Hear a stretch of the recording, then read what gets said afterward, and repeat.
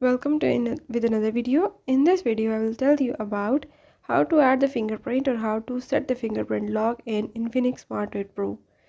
So if you want to add the fingerprint or if you want to set the finger lock, I will tell you all in this video. Follow the steps, watch complete video and don't forget to subscribe. Now let's watch it.